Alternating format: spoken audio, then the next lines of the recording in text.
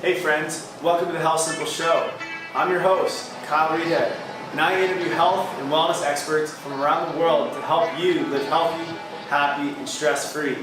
And don't forget to subscribe to our channel, and if you have any questions about anything we talk about through this episode, just comment below and I'll get back to you as soon as possible. Enjoy the show.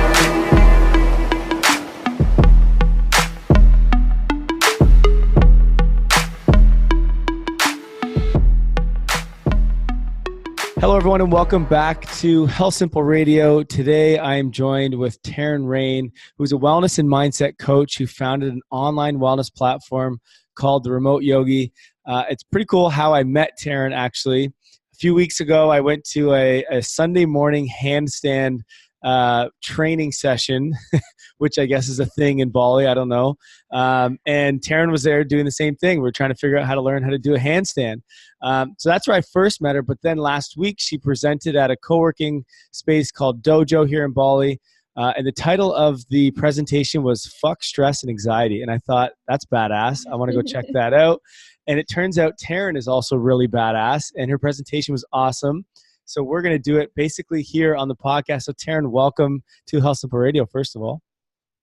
Thank you so much. It's such a pleasure to be here and to share on one of my favorite topics to talk about, which most people, try to avoid. So I'm glad to be on here and chatting about it. Thank you. Absolutely. Well, I think it's something that is so common in today's world, and I'm talking about stress and anxiety. I don't know anyone that doesn't suffer from it or hasn't at some point in their lives.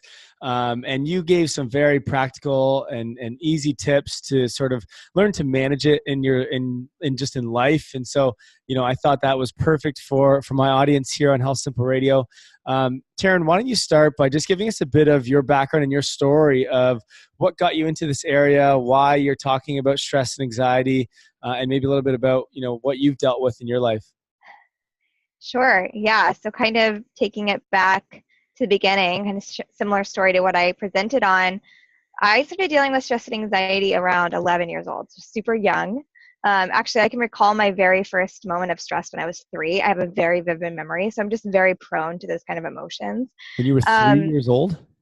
Yeah, I was 3, maybe 4, and I was on stage. I used to act growing up, Okay. and I messed up, and I remember being stressed out about it because I messed up acting. Anyway, yeah. So I have always been kind of prone to these emotions a little bit more than the average Joe, and it's in my genetics, so we can get into that in a whole nother topic. But I hit anxiety, depression at the time, only diagnosed as depression when I was about 11. And of course, this is a while ago. They didn't really have any idea how to handle it. At that time it was just drugs and counseling. And so that's what they did. They put an 11-year-old on a bunch of prescription drugs and sent me to counseling and, told me everything was going to be fine. But for me, the prescription drugs actually made me really sick and gave me other mental issues. So I was starting to have dual personality issues. I was starting to deal with deeper demons, anger, things that I hadn't dealt with before.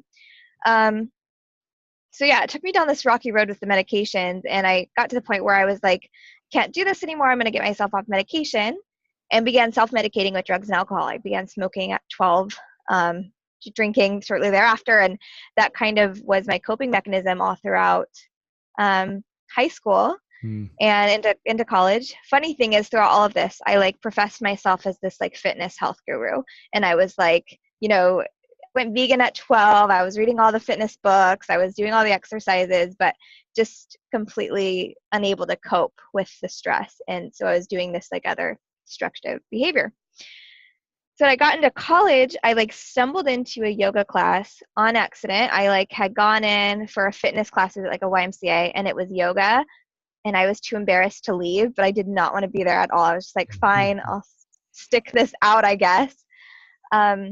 And I just made fun of it the whole time I was there. I thought it was so dumb. And I'm laying there in Savasana, also thinking I was laying there wasting time. What am I doing lying on the floor? Have you been to yoga before? Absolutely. I love yoga. Okay, yeah. Savasana is the best part. And at that time I was this is so dumb. What am I doing here? And I paused for a second and was hang on a sec. I've only thought about yoga for the last hour. I may have been making fun of it for the last hour, but my mind was focused on one thing, and I've never experienced that in my entire life. And I was like mind blown that there was a healthy alternative to my lifestyle. Now, I didn't immediately jump on the yoga bandwagon. It took me a few years to circle back. I started to self-medicate at that point with workaholism and perfectionism instead of drugs and alcohol. And so it took me like to the point where I'd get to like a breaking point where I was having a mental breakdown, and I'd force myself back into the yoga studio, and then I would trail off again, yeah. And eventually I got married, was living like the perfect little life that was giving me panic attacks on the daily, and decided to finally like take this yoga and meditation practice seriously. And I got myself into teacher training, and it's been a whirlwind ever since of just like how much I can do to control my own mind through whether it's mindfulness practices, understanding the brain and the science behind it. So that's really what I've dedicated the last few years of my life to is taking control and helping others to do the same thing. I love that. And you know what? I find too, it's so common that we start to work on our body through exercise, maybe through eating healthy, and quite often we forget about our mind. And it's so important to be able to learn to manage what's going on in your head. You're not going to control it. You're not going to stop certain thoughts, but at least managing what you're thinking, what you're the actions that are coming from that. If you can learn to manage these things, it makes such a difference in life in general. Yeah. And so it's really cool that you're kind of really diving into that and learning that, and you kind of stumbled on it just by accidentally going into a yoga class. So that's awesome. One of the things that really stood out to me when you first started your presentation at Dojos, you said, if you want to learn to manage stress and anxiety, you have to first understand what it is. You have to understand what's going on inside of your brain or inside of your body. Can you talk a little bit about that and maybe break down each one for us, and just so that we can understand what is going on? Yeah, absolutely. So I usually break down stress and anxiety, and I also talk a little bit about worry because that's something that people confuse it with as well. So stress is like a normal thing. We're designed to be stressed. It's when we have the pressure of being able to survive or move forward in life, that's a stressor. So oftentimes, it comes back to career, things like that. These are natural things that in our survival mode back in the day, we were meant to get stressed out about, so we knew the steps to take to survive and to do these things. The problem is nowadays it's kind of constant, ongoing, and it's unnecessary. Like, we're no longer living in a state where we're about to be attacked every minute, but our brains are reacting like we are because we're stressed out about 100 things. And more importantly, we're stressed out about the stress. So, rather than just being like, okay, I'm stressed out because it makes sense, I've got bills to pay and things to do, I'm going to beat myself up and be more stressed about the fact that I'm stressed. And it's also known as the silent killer in the US, because stress is this thing that comes in and through a bunch of different brain mechanisms, and I don't know all the words and all the science, I'm not going to get into it. Biggest thing is we're triggering things to help release this hormone called cortisol. And cortisol is that stress hormone. It's the one that's saying, okay, we're in danger, similar to the amygdala, which is more anxiety-based. And it's like, okay, stress is happening. The body's going to react like we're in this fear state. What happens with that is we start to shorten our breath. And this can be over years, the breath's getting shorter and shorter and shorter. So it starts to cause a lot of panic attacks that you don't even understand, why you had a panic attack, because your breath's been getting shorter for years. And suddenly it got to a point where it was too short and you're going to panic. We start to see a lot of cardiovascular issues because the heart rate's increasing over the years. And it gets worse and worse and worse because we're not treating the stress. And then we see it cause a lot of issues with weight. So oftentimes, we go on a diet to help fix our weight problem. But when we get on the diets, we're so stressed out about following it completely and all the different things we have to remember and all the restrictions that our body's actually going into a stress mode, and it's storing the fat because it thinks that we're going into winter, and it's like, okay, I need to store all the fat instead of, pass through. So when we're talking about fitness and diet, that's a big thing that I don't think people realize, that when they are super rigid with their diet, it actually is not that helpful on the body and the stress, because it just panics you. So that's stress. It's it causes a huge amount of problems. They think that 70 to 90% of health related issues in the US are due to stress that causes like a ripple effect of other symptoms, right? Mm. That's a big deal. Anxiety is a little bit different in the fact that it typically is a like a brain spiral kind of effect. It's like you're kind of lost in usually not even reality. Like it starts to pull you away from like what's real, and there's like lots of different thoughts happening. And it causes a slightly different reaction in the brain. So still very similar, still part of like that old school caveman type brain, but now we're triggering the amygdala, which is that fight or flight. So it's even more intense than the stress. It's, either fight mode where we're like high shoulders, ready to go, ready to battle this lion, or we're in like this fear state where we're kind of hunching forward, protecting our chest. Both are associated with like high stresses in the body. So when we've got anxiety, we're going to start to tense the stomach, which shortens our breath. We're not able to use the diaphragm, starts to cause a lot of gut issues because we're not able to fully breathe and move into the gut. Mm. And yeah, it's just one of those things where like, when you feel physically ill thinking about something, that's anxiety. That's it coming in and taking over the body. The way it differs from worry is one of those things that I give the example of like if you've got a meeting coming up with your boss that's kind of scheduled out of the blue. Worry is going to walk you through like all the possible scenarios, and it's going to kind of be at the front of your mind, and it's kind of scary, but you're not getting like physically ill. You're not like spiraling down these wormholes.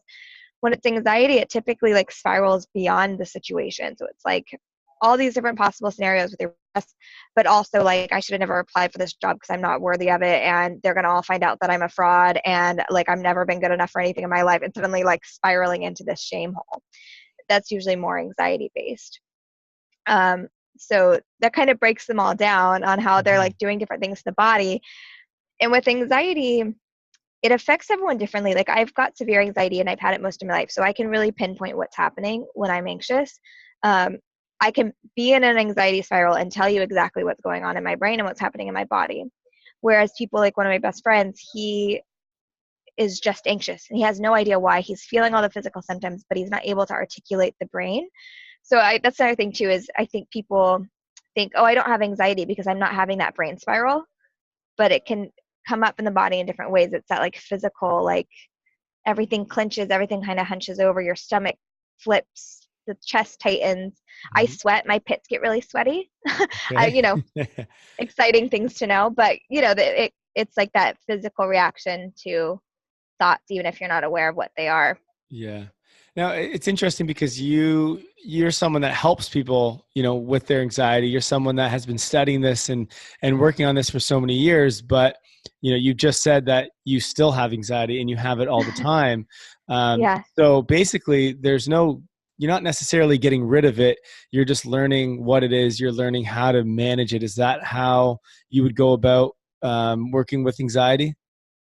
Yeah, and everyone has it at different levels. Like I said, like my body's more prone to it. So again, it gets into really crazy science, but there's different parts of the brain that are shaped differently in different people, and some people are just prone to more anxiety than others. Also, some people are like prone to more confidence and decision making than others. It's all part of like the DNA in the brain.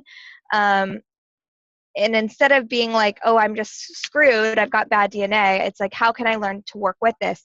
Because as much as anxiety's been trouble in my life, it's also been the thing that's pushed me to be as successful as I am right now. Yeah. It's also the thing that's been like, walking through all the possible bad scenarios in a situation, and sometimes that being a good thing because I've been able to like foresee problems in a launch or a strategy call where the other people can't see. So anxiety can be a good thing. It's like I always tell people, we're anxious because our ancestors were anxious people. Like if there were two cavemen and one was like, let's go down this cave that probably has a lion at the end of it, and you were like, yeah, that probably has a lion, I'm good. Like you've got all the anxious thoughts. You're the one who survived, right? Like your ancestors are the ones who survived. So it's going to pass down that gene. So like the biggest thing for me was just be like, there's nothing wrong with my brain, right? Like that was something I'd been told my whole life. Having gotten diagnosed at 11, they were always like, there's something wrong with your brain. There's an imbalance with your brain. There's something wrong with you. And the only thing that can fix it is medication. And I don't think that that's correct. Like, I think medication can be a good tool to help people when they're really deep and dark and they need to come out of it and breathe for a second. But I don't think it's long lasting what we need. We need to just understand ourselves better and like accept it, really. Absolutely. You know, that's something that I always mention with stress too, is yes, stress can be a bad thing and everyone's so worried about stress. And yes, it's bad in a chronic state if it's happening all the time, but a little bit of stress here and there is actually a good thing. It means that you're growing and you're adapting, and because stress can come from working out. Stress can come from, trying something new. These are all stressors, but your body will adapt, become stronger, and get better at that, which is a good thing. It's just if it's happening all the time, that's an issue. But it's very interesting that you said the same with anxiety. I never have really thought about that, but it's true. I know I've woken up sometimes after a weekend where I didn't do a lot of work and I'm anxious, and that anxiety is what kind of drives me to go and work a bit harder and to like try new things and whatever. So it's interesting that you said it's actually something that motivates you or kind of pushes you to do better. I really like that. And it's like it's coming back to the gut reaction too. Sometimes like the anxiety is there to tell us something that we need to hear. Not always. Like half the time my anxiety is just like freaking out about like selecting the right kind of peanut butter at the store, and that's not helpful. But when I'm for example, the other day, my boyfriend and I were going to go hike this mountain volcano here in Bali. And we are going to wake up in the middle of the night. Yeah. I just did it. And we were going to do it without a guide. We were like, let's do it without a guide and just kind of, do it ourselves. And I woke up with an anxiety attack of like all the possible scenarios that could go wrong if we go without a guide. And so I got up and started doing research. And it turns out it's super, super dangerous to do it without a guide. And so I had that anxiety that actually like helped me to foresee a problem, and we ended up rescheduling for a time we could go with guide. So it's things like that too. It's like not always beating up your anxiety because it's there for survival. Like that's what it was originally set out for. But when it becomes like the daily process, that's not helpful. So learning to distinguish the difference is really big as well. Yeah. How did you learn to figure out? I mean, a lot of times when you get anxious or maybe you're stressed, whatever, people just get worried about it, and it's too much and it becomes overwhelming and starts to just take over. How do you begin that process of understanding that, hey, this can be a good thing, or understanding that, hey, this is just anxiety. Now I can deal with it. How do you get to that point? It's just like repeating that, just like you said it all the time. So like you start to get anxious and you kind of learn how to play witness. So this is like any kind of negative, dark emotion, I tell my clients this all the time, like when we can start to like separate ourselves from it. Like I've named my anxious part of the brain, like I call her my anxious diva. She's not me. She's not associated with me at all. She's just like that annoying roommate who has something to say all the time that like is not helpful, And so I've kind of just been able to like put that part of my brain off as like, this isn't my higher self. This is like the old part of my brain that's like stuck in like caveman days, and she's just freaking out because this is too much. A lot of it comes down to understanding that we are in like the worst environment for anxiety. Like the way the Western society is built is like the perfect wormhole for like an anxiety driven person to like crawl into and just be stuck in like a chaos world.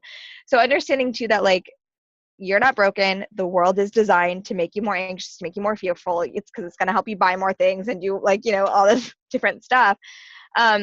So like, that's the big thing. Like I can walk you through real fast some of the things about our society that maybe people can start being aware of and shift that would help every day kind of drop that down. That sounds good. Absolutely. Yeah, for sure. Okay. So like the big thing, honestly, people don't think about is media. So this is a really old school part of the brain. So if you're watching traumatic things on TV, whether it's news, whether you're watching like violent TV shows, whether you're like listening to really angry music, which I love to do at the gym. So it's not like you have to cut it out of your life, right? But it's understanding that when you're watching these things, especially violence, the amygdala does not know the difference between the fact that this is a TV show or happening in real life. So you're starting to like put out anxiety and stress hormones in the body. So simply knowing that like, okay, if I'm going to watch a scary movie today, I know that I need to do some breathing before and after, because I need to get my body back into the parasympathetic, which is that like relax and digest state, and get out of that sympathetic, which is that anxious state. So that's a way we do that is through breathing. And we'll talk more into that later. So making sure that the media you're watching is good. making sure that you're eating things that feel good in your body. White sugar is a huge problem for anxious people. Like, the correlation between white sugar and anxiety is very, very high. And of course, like, too much caffeine. So like learning to cut back on sugar, which also means fructose. I have to be careful about not having too much fruit, even, because I'm just that sensitive to sugar. Learning that if you're not getting enough sleep, you're going to be anxious. And if you're anxious, you're not going to be getting enough sleep. So kind of making your bedroom a sanctuary for sleep, making sure that you're committed to 8 hours of sleep. I have a lot of people tell me that I don't have time to sleep for 8 hours a day. And I ask them, do you have time to have an anxiety spiral for 2 hours a day? Probably not, but you are, because you're not sleeping.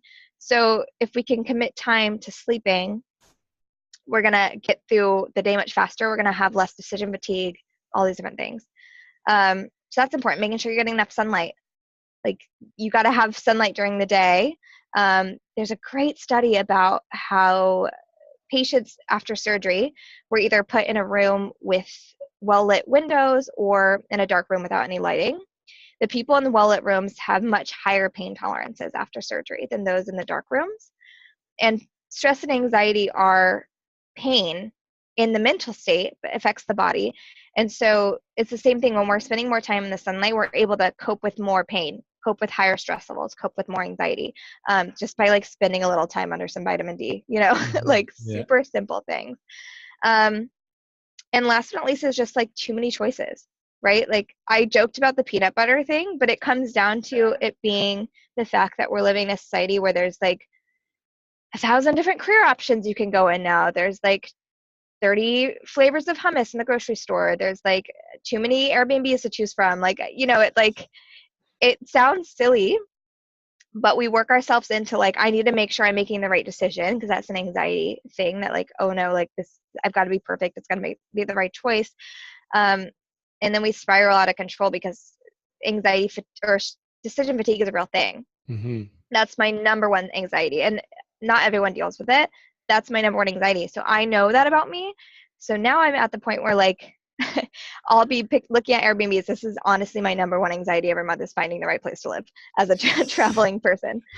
And I'll narrow it down to a couple and send it to a friend or somebody else and be like, pick my place. Like, I can't get past these 3. I need you to narrow it down. Or, if somebody asks me like, where do you want to go for dinner? I ask them to give me some options. Because if I've got too many, I just like, I can't even pick anything. I'm stuck. So eliminating choices in your life as much as possible is another big one. Yeah, that was a big one for me. I'm like to make sure that I have a to-do list the night before that I write, so that the next day it's like I know everything that I'm doing. It's easy here in Bali because I literally just wear a bathing suit every single day and that's it. So I don't have to choose clothing or anything like that. You just throw on a bathing suit and that's your attire for the day, which makes it super simple. I have a morning routine that's the same every single day when I wake up. So I know exactly what I'm doing. And it just, that in itself just makes the rest of the day so easy. And then I also try to hold off on looking at any social media or seeing any media whatsoever until I've completed that whole morning routine, until I've kind of got my brain in the right place. And honestly, that has done so well for me with just stress and anxiety, because as an entrepreneur, you're going to be stressed and you're going to be anxious regardless. And there's nothing you can do about that, but learning to manage it, that was one of the best ways for me to be able to do that anyway. And I love that you mentioned social media and avoiding that first thing in the morning too, because that's not violent media typically, but that is like comparison media galore. And so like, of course our anxiety is going to spike when we feel the need to like compare ourselves constantly. And Instagram is like the worst place for that. So that's awesome that you like hold off on the social media for a while. And the morning routine is great. Like, the more consistency you can have in the morning, the better. Oh yeah, absolutely. And even, it's funny because I have friends visiting me right now from Canada. So we just did the Mount Batur hike. We've been kind of traveling around Bali and going out and showing them different places. So I haven't really had a good routine, and I can notice, the anxiety, the stress starting to come up because of that. So it was nice to like, whenever I can, to just try to get up early while they're all still sleeping and just start my routine so that I can still, just function throughout the day like I normally would. Because once you get out of that routine, you start to just notice things start to go a little bit off here and there. So that routine to me is just like, it's what keeps me grounded, keeps me going. Can you just sort of talk about what your typical day, like, are you feeling anxious every day? What would be your typical anxieties that you have, just so others can know, what it's like, if they're confused, if they're anxious or stressed, or if they know that it's a problem or not. This may, I think, help. Yeah. So of course, like I said, my biggest anxiety is decision issues. So Mm-hmm. that's something I deal with pretty regularly. Like, honestly, being vegetarian, vegan most of my life has been such a blessing in the US because there's usually like one or two things I can order on the menu, right? Like, I had very limited options. Now I'm in Bali, you guys. There's like 100 options on every menu. Just ordering food can sometimes give me anxiety because like there's so many options and they all sound delicious. And what if I miss out? Like, I've got this like huge FOMO kind of thing with food. So like that's something that like I know, like, okay, breathe it out. I have to make sure like I'm not having too much coffee as well. Like, if I have more than one or two cups, I'm going to be an anxious mess, and I just know that. If I don't sleep well, so here's the thing with traveling, and especially like in a place like Bali where there's a lot of energy, I don't always sleep well in a new place or wherever I am, and I know a lot of you at home have problems sleeping. So sleep is the number one thing I can do to combat my anxiety. So sometimes I might have plans to like go meet a friend for breakfast or whatever. And if I slept terribly, I sometimes have to text that friend and be like, I had a really bad night's sleep. I have to cancel this morning because I have to make sure I get some more sleep, because I just know I'm not going to even be able to show up for them in that conversation if I'm anxious and tired.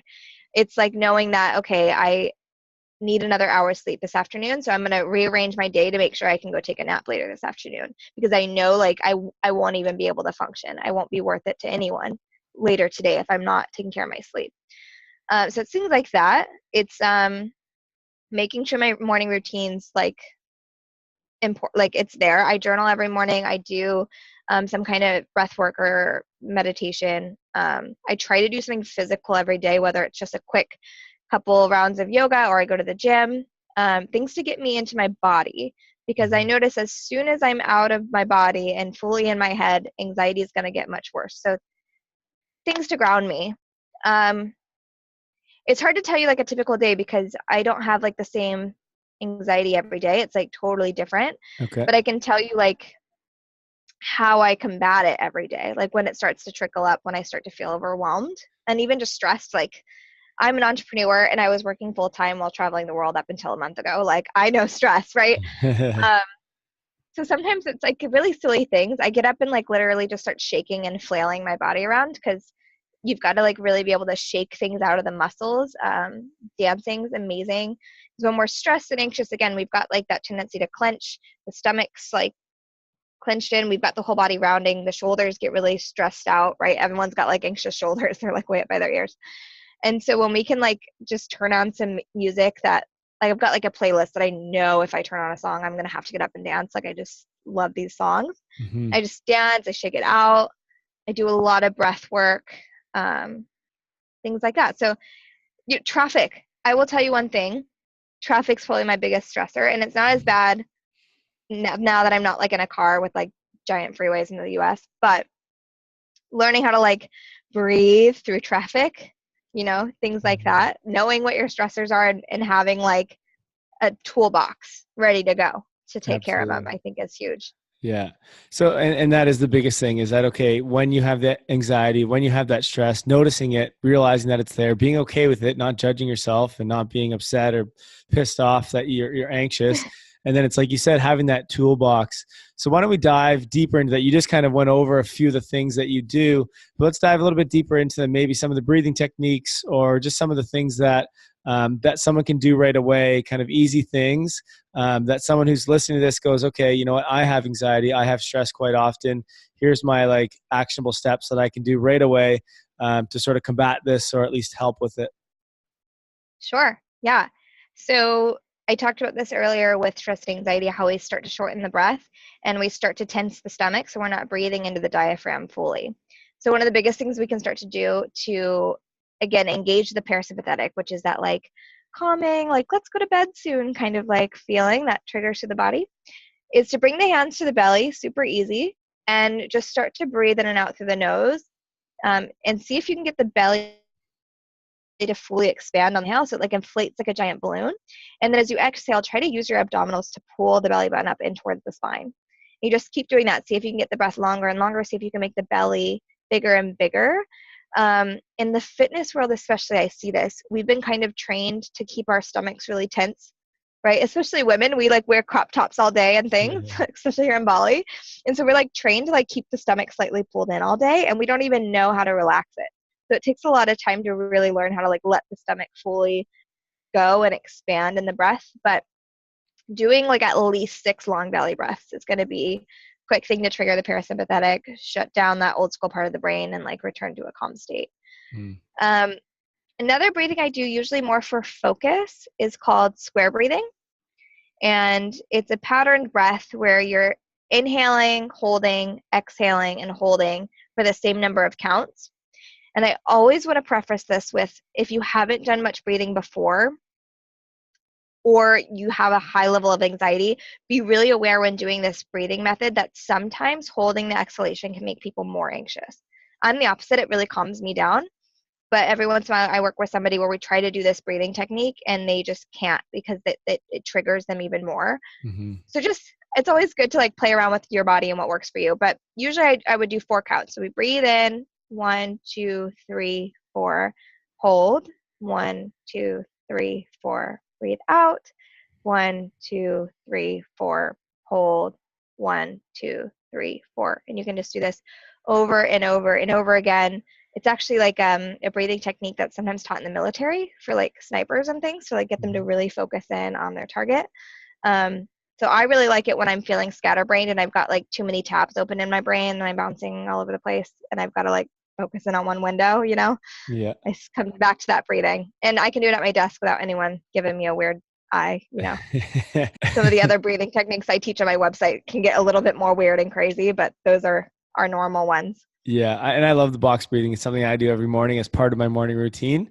I've been doing that one for a while and you know what, something about it just calms you down. I think because you have to focus on those 4 seconds, I do 5 seconds, but because you have to focus on that, like inhaling, exhaling, holding, it takes your mind away from whatever else you're thinking of and just really focuses you in on your breath and just on counting. So it's like, that escape from all your thoughts and everything else and just dials you in just on one thing.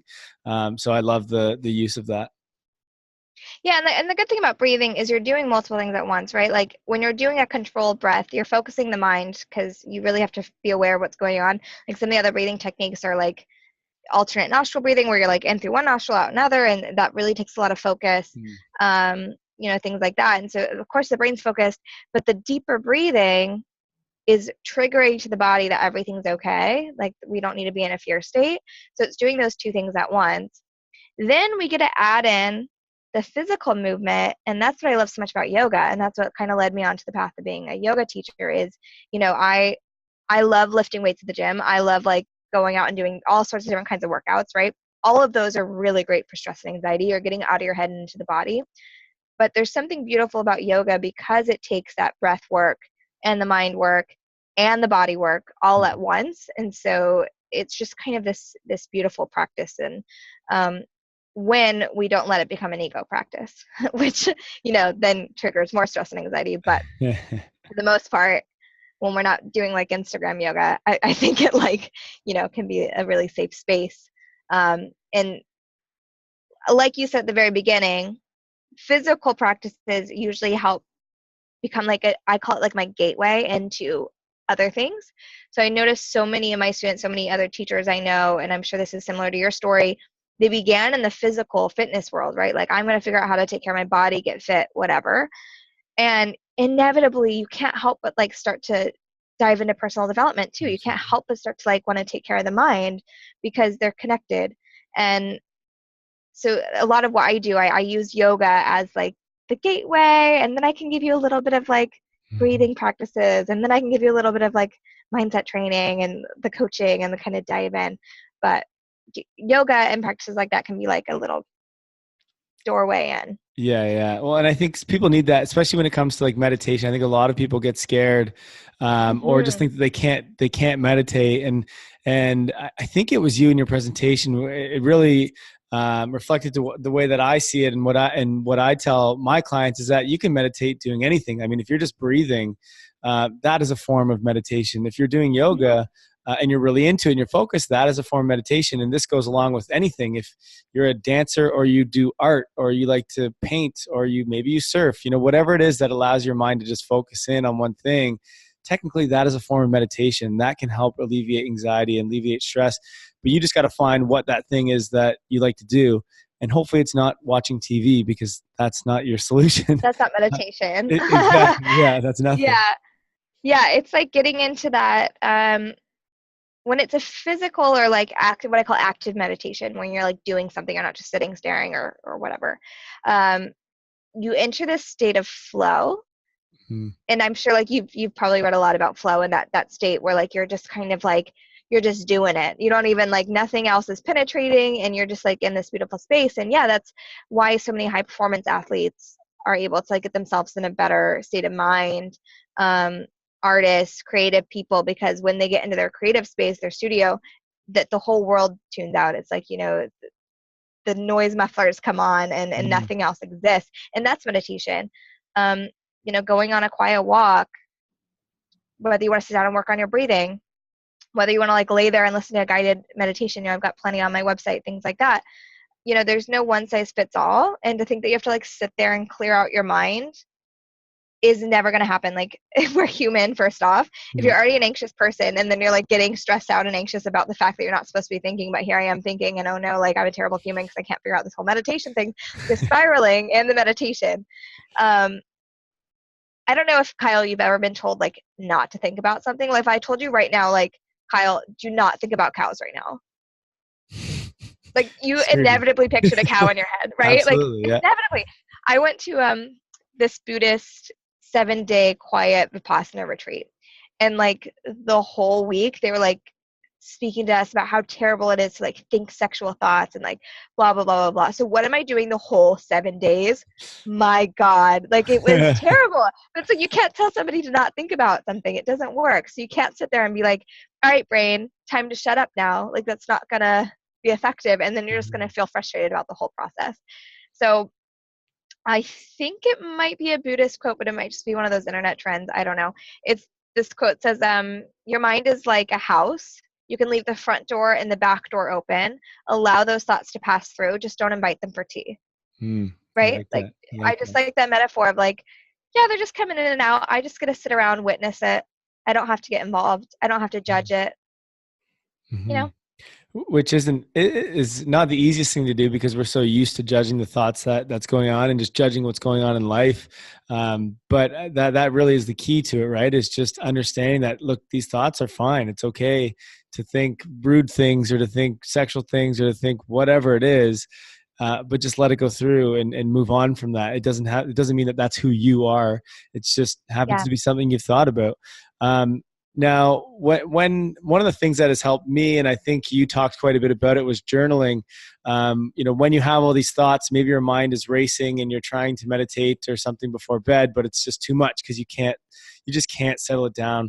Is journaling something that you would do here? Is this something that's really helped you with your problems?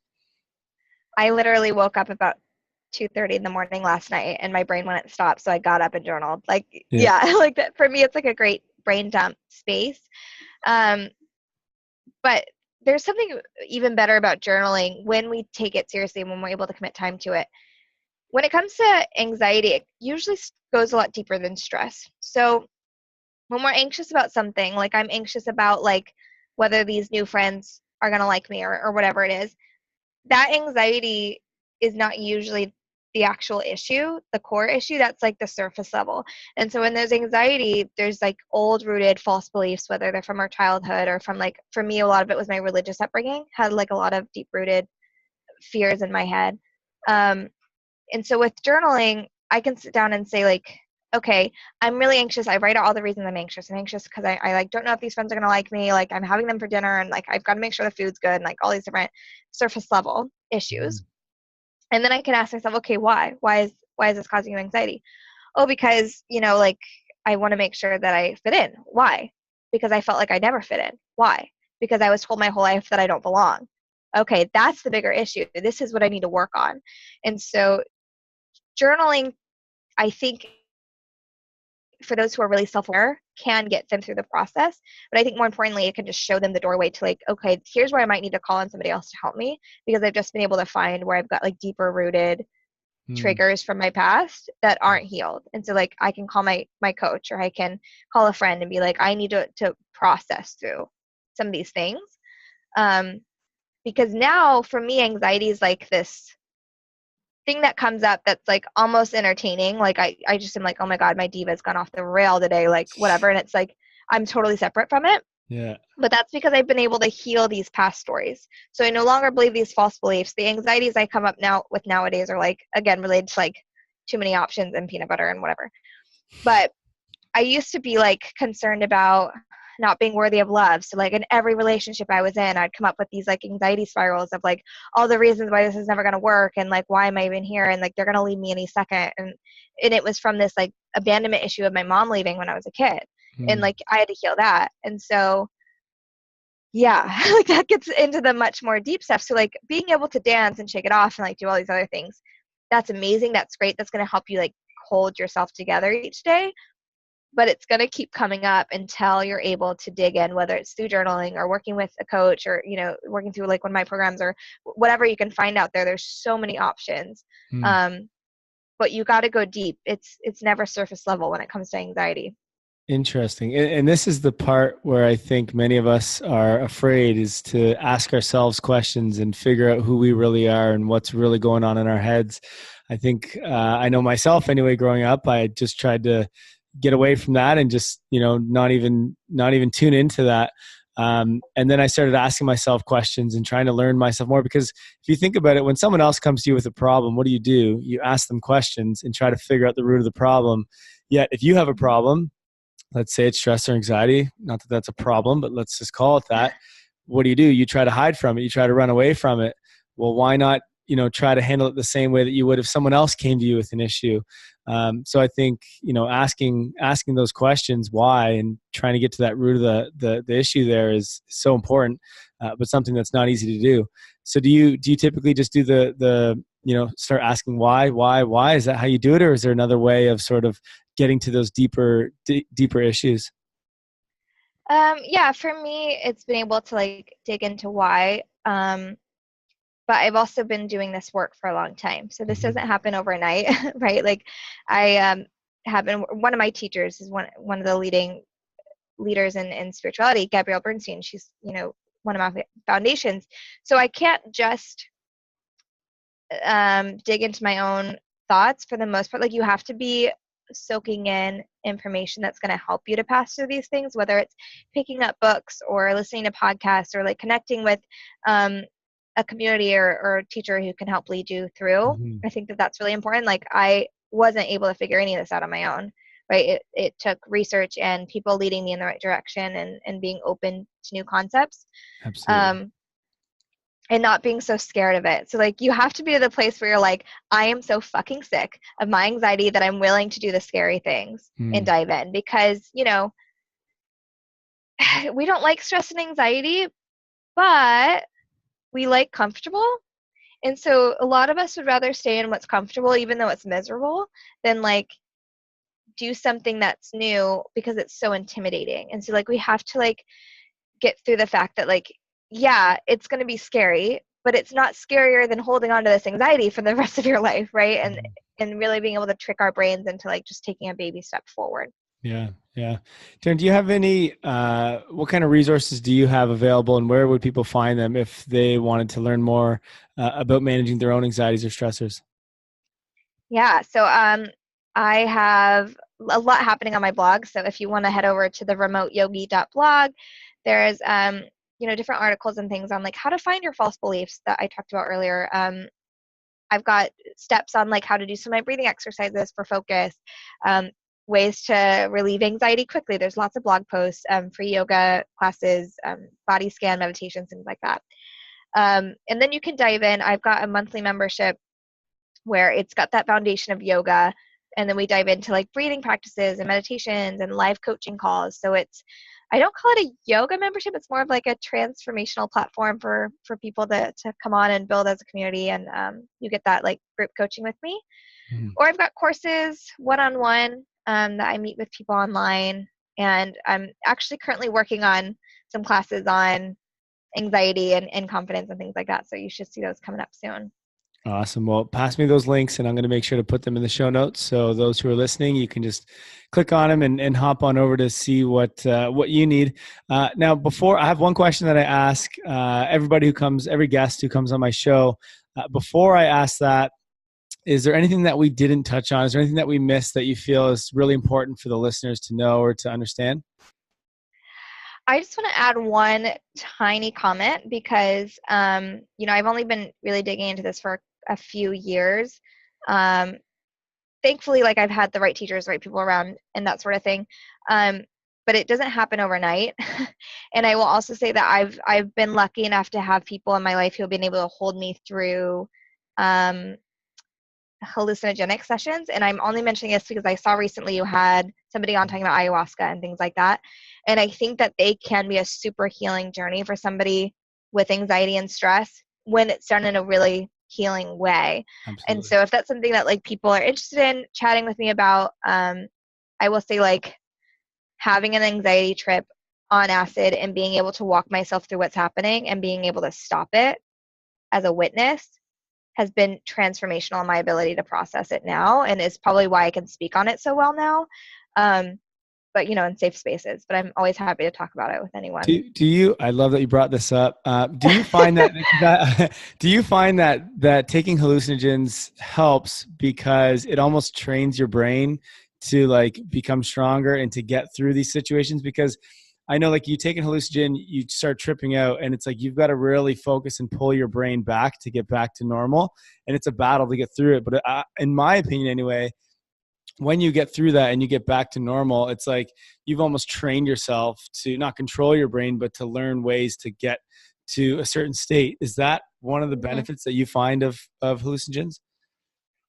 For me, it really helps to bring out that like witness state of being. So like when I'm on hallucinogens, I have a much better ability to step out and witness my thoughts as like a third party instead of being actively involved in them.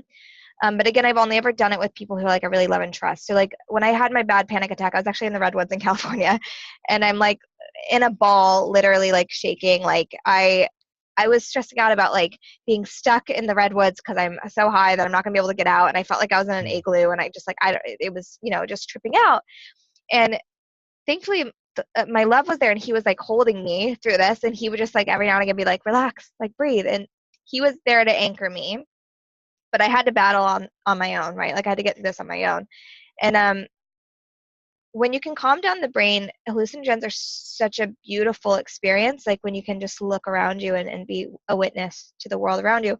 And so I kept doing this thing where I'm like, I'm in an anxiety attack, I'm panicking, I'm like I'm in my head. And I'd pause for a second and look up and be like, oh, this is a beautiful world up here. And I would like go back in and like panic again. And when like the height of it started to wear off and I was starting to be a little bit more cognizant, I was like, hang on, this is my life every single day.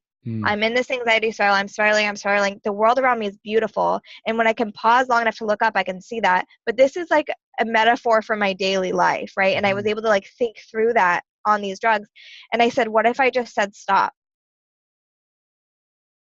And everything went quiet. And since that day, if I'm spiraling hard enough, I can just say stop. And it like brings me right back to that moment when I was like, oh wait, everything's beautiful. What am I freaking out about? I love that. That gave me a little bit of chills, actually. Yeah. I'm like, I don't usually like go into it because my mom would probably freak out or whatever, but well, I don't know. it I was mean, so healing. our parents lived through the 60s and 70s, so I'm sure they had their fair share. And I don't know, what type of hallucinogens have you experimented with? Or do you find that would be best for someone to dive into if they wanted to experiment with that? I think it's a different journey for everyone. So I know some people have had like amazing times on mushrooms. For me, mushrooms don't take me deep enough. Okay. They're more of like a visual journey. I've done ayahuasca, and that like gave me very, very clear instruction on my life.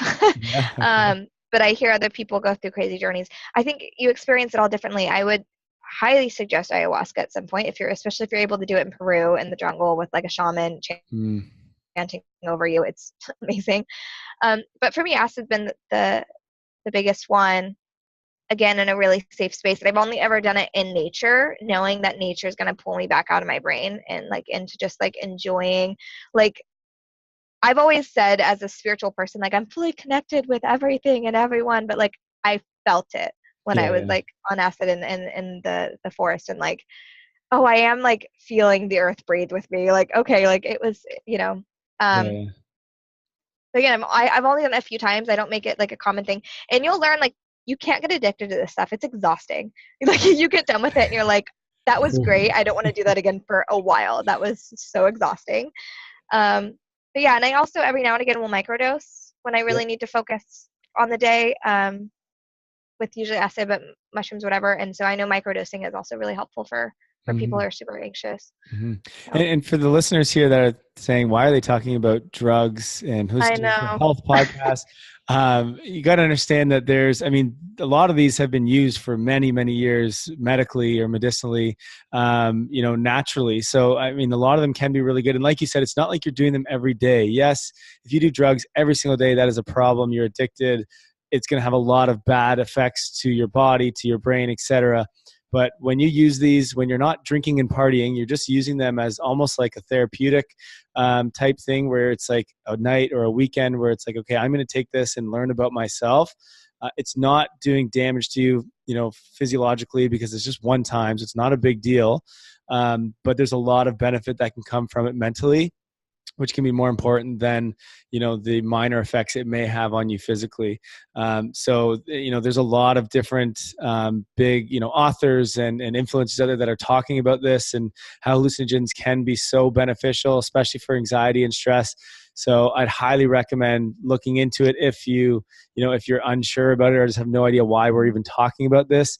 Yeah. um, there's a lot of research, there's a lot of things coming out now about it and how it can be beneficial. So definitely open your mind to it because it may be something that can help you later on in life. So who knows? But that's Yeah. really cool And that Tim you're Tim experimenting. Ferriss. Tim I would Ferriss? highly suggest Tim Ferriss's like podcast and things when he talks about hallucinogens. He was Yeah, like the first one where I was like, because I was so anti drugs of any kind once I got sober, yeah. and when I was able to see successful people using it to help propel them through like depression and things like that, I was like, okay, I've got to reevaluate this a little bit. So just Mhm. open mind. If you want to do it, make sure you're doing it in a safe place with the right people, and people have done it before and that sort of thing. Yeah, for sure. Joe Rogan talks about it a lot too on his podcast, so you can Oh check yeah, it there. yeah, he does too. Okay, so now I have my final question for you. So I'm going to throw you on the spot, and hopefully you can think of an answer right away. So you've been going through a health journey for some time now. I think you said you started around like 11 or 12 is when you noticed that you started having anxiety. So you've been learning and working with yourself to get through this and to get over this. If you were to go back to the very beginning and forget everything that you currently know, forget all the experience that you had, what would be the one piece of advice you'd want to tell yourself if you were just starting out on your health journey? Mm, to make self-love and self-worth the number one thing that you focus on, Hmm. because once you can learn to value yourself, the rest will fall into place. You'll want to take care of the body, you'll want to take care of the mind, you'll want to take care of everything else because you value yourself enough. That's going to be number one. I love that. That was quick too. That was easy for you. I know that's like, yeah, if I could like teach every young girl one thing, it would be like love your damn self, Yeah, yeah. you know. Awesome. Well, Taryn, thank you so much for coming on here and sharing your wisdom, sharing your experiences and the things you've been going through. I think it helps so many others when someone can step up and say, look, I've struggled with this. Here's how I've gotten through it. Here's what the science says. And just give some hope to people because I know this is something where so many of us are struggling with. So kudos to you for stepping up and supporting and helping others in this area. I learned a lot in this podcast, so thank you so much for coming on here and sharing this. My pleasure. And if anyone wants to reach out, I'm always super happy to talk. So hit me up on Instagram or by email and let's chat. what's your Instagram and email, just so we have it? Sure. It's at the Remote Yogi, and my email is Taryn@theremoteyogi.com. Super easy. Perfect. Yeah. All right, Taryn, thank you so much. Enjoy the rest of your day here in Bali.